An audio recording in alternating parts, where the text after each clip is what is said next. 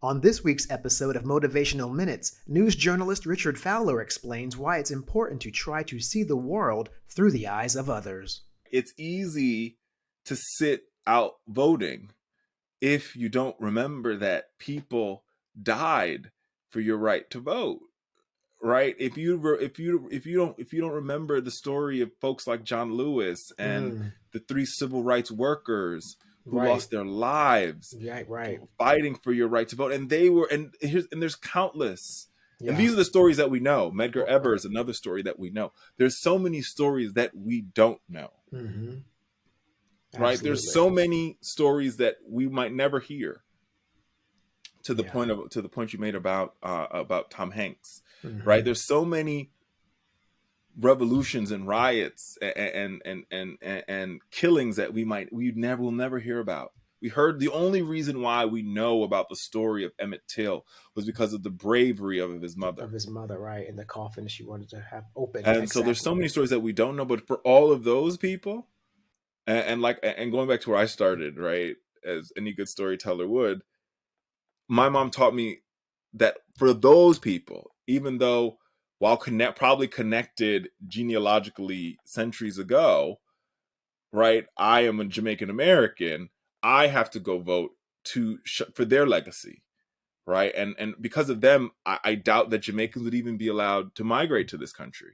So for them, I must go vote. And for them, I have to fight to ensure that my neighbors and other African Americans and other Black folks in this country have the right to do the same thing. Yes, well, and thank you for doing that, because it's an uphill battle, especially when you have the electoral college dynamic in place. So it's even particularly more tricky. And you also made me think of just now when you mentioned sort of the idea of not knowing some of the blood, sweat, and tears that are associated with something. It reminds me of when Oprah had Jay-Z on when she still had her daytime talk show years ago, and they had that really amazing debate over the N-word in rap music.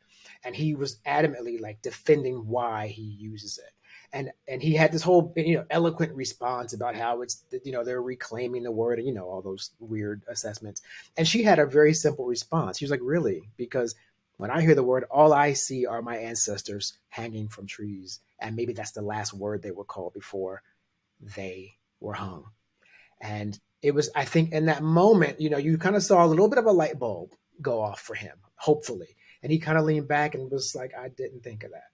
No, well, you have to think of that in situations such as those. But moving along from that, with the storytelling idea, you also, well, I guess this is a part of that. You also have said that storytelling requires like kind of real connections to your audience, sort of meeting them where they live and bringing them along for the ride.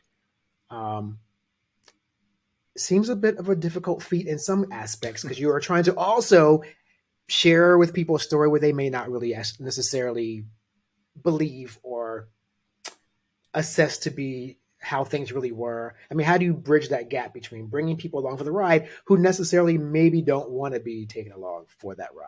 Yeah, listen, it's definitely difficult. It's not easy, right? But you have to. I'm a big believer that you have to sort of.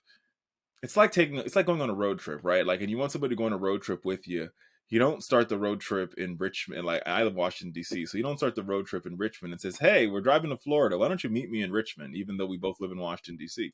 So the trick is to meet people where they are. Where do we agree?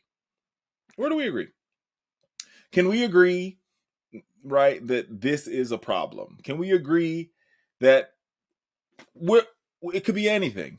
What can we agree upon? And let's use that as the cornerstone for this story or the cornerstone for this conversation, and let's build from there. Now, there are going to be parts of the story where we won't agree, but understand that we started this story from a place of agreement.